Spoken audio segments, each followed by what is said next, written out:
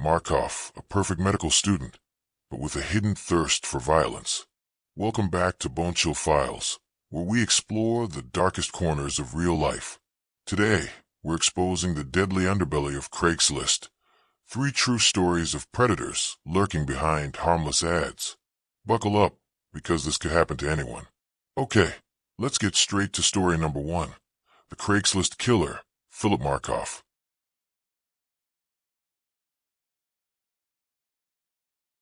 Boston, spring of 2009. The city hummed with life. Cobblestone streets echoed with the footsteps of students.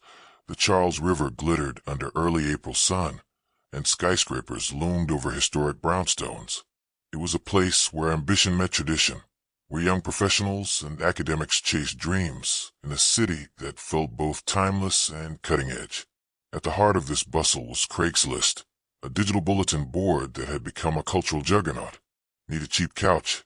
A part-time job? A roommate? Craigslist had it all, connecting strangers with a few clicks. Its bare-bones interface was a relic of the early internet, but its power was undeniable. People trusted it, relied on it. Yet, in the shadows of its erotic services section, something sinister was taking shape. This is the story of Philip Markoff, a man who seemed destined for greatness, until he turned Craigslist into a deadly trap. What started as a whisper of unease in Boston's luxury hotels would spiral into a nightmare that shook the city and changed online marketplaces forever.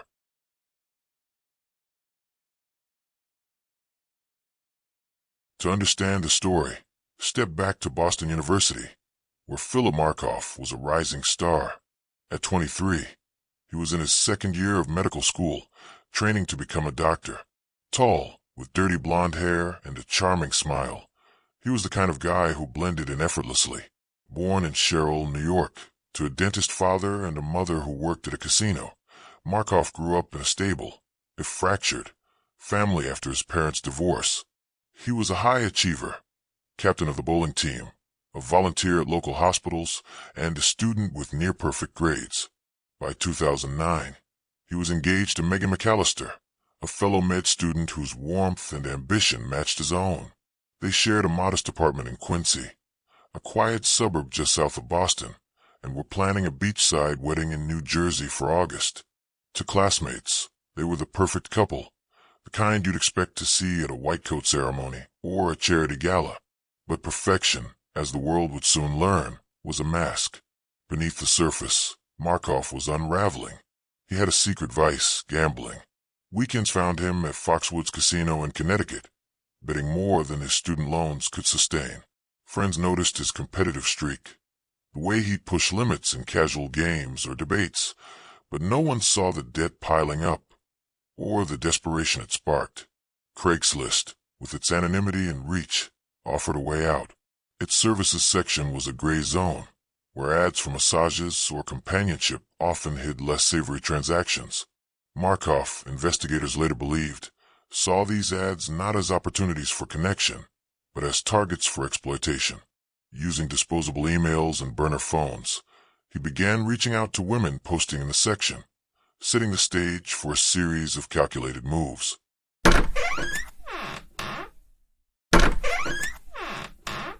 The first hint of trouble came on April 10, 2009, in the heart of Boston's Back Bay.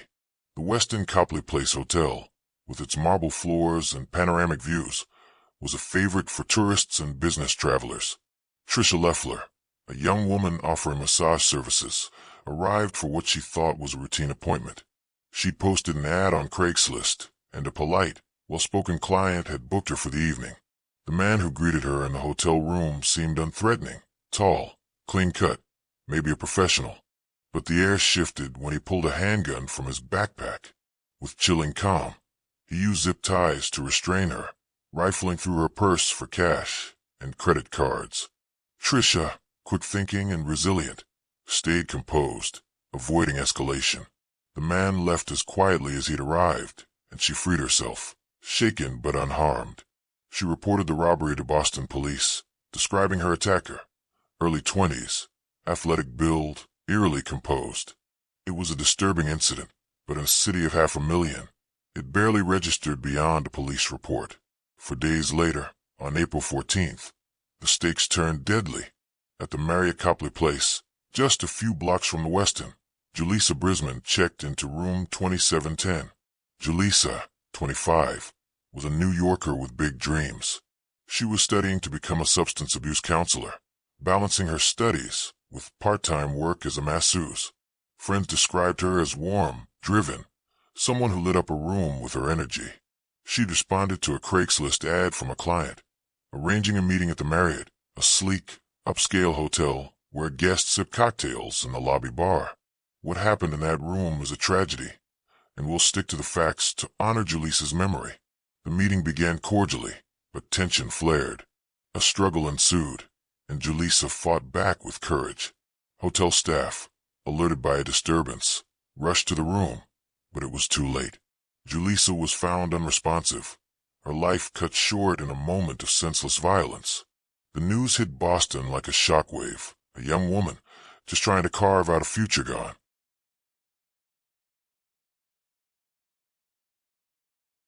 The city's mood darkened overnight. Craigslist, once seen as a handy tool, now felt like a minefield. Boston police formed a task force, connecting Trisha's robbery to Julissa's case. Both involved women targeted through Craigslist ads, both in luxury hotels, both with a suspect who used restraints and moved with precision. The media dubbed him the Craigslist Killer, and fear spread among those who used the site. Was it safe to meet strangers anymore? The investigation intensified, but the suspect was clever. He used burner phones and anonymous emails, leaving few digital breadcrumbs. Then, on April 16th, the pattern crossed state lines. At the Holiday Inn Express in Warwick, Rhode Island, Cynthia Melton arrived for a booked service. Like Trisha, she'd advertised on Craigslist and met a client who seemed harmless, until he wasn't. The man restrained her, took her cash and cards, but Cynthia's quick thinking saved her.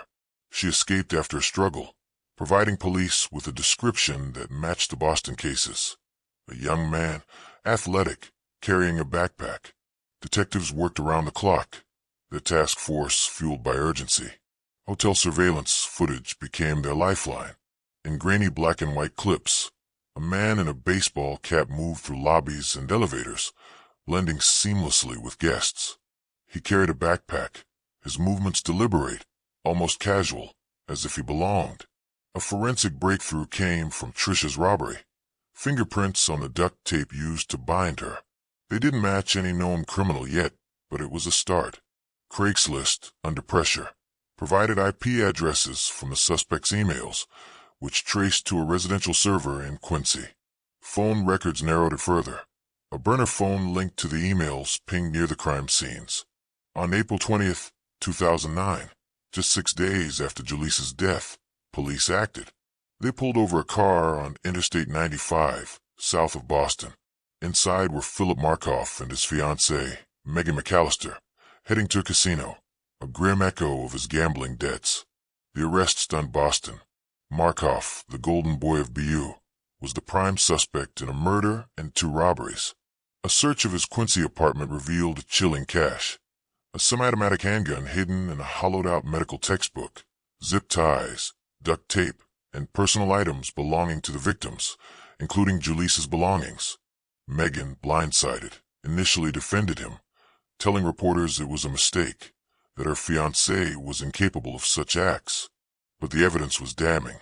Phone records placed Markoff at the hotels during the crimes.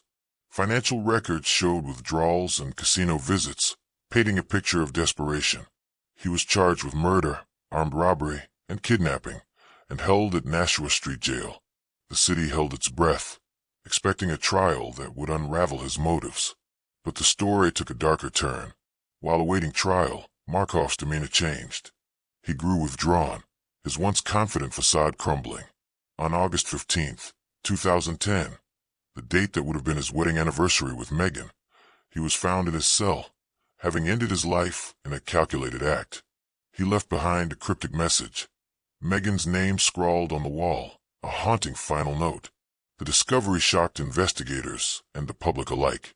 There would be no trial, no public reckoning. The Craigslist killer was gone, But the questions lingered. The fallout was profound.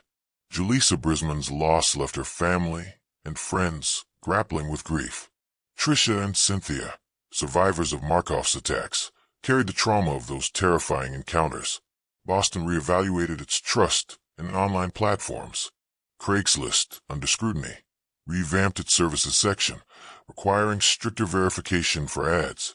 In 2018, it shut down its personal section entirely, spurred by new federal laws on online trafficking.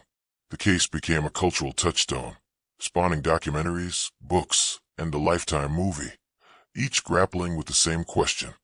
How could a man like Markoff, with everything to lose, descend into such darkness?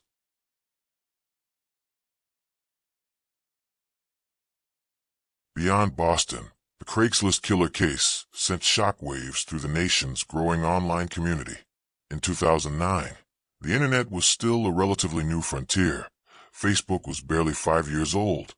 Twitter was just finding its footing, and platforms like Craigslist were gateways to a digital marketplace.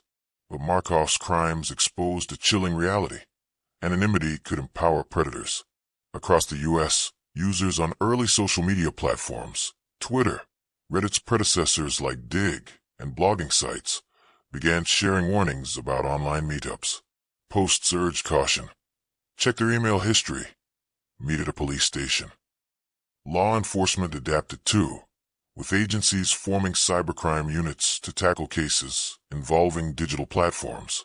The FBI, already stretched by rising internet fraud, began training officers on tracing IP addresses and burner phones, a direct response to cases like this.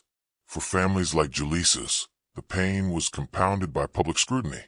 Some media outlets unfairly questioned why she was on Craigslist, prompting advocacy groups to push for better protections for workers in informal economies. The case also sparked debates about responsibility. Was Craigslist liable for its lax oversight, or were users accountable for their own safety? These questions lingered on forums where young professionals, many in their 20s and 30s, much like Markoff's peers, debated the ethics of unregulated platforms. The fear wasn't just about one killer. It was about how anyone could hide behind a screen, waiting for the right moment to strike. For those who followed the case, it's a stark reminder of the internet's double edge. Craigslist connected millions, but also gave predators anonymity. Markoff wasn't a monster from a horror film. He was a neighbor, a student, hiding in plain sight. His story warns us, verify who you're meeting, choose public places, trust your instincts. It's a cautionary tale of trust's fragility in a digital age. If this story gripped you, hit that like button and subscribe to Bone Chill Files for more true crime. Part 2 of our Craigslist Nightmare series is coming. Ohio's deadly robbery ring. Ever had a close call online? Share in the comments. Stay safe, and we'll see you in the next one.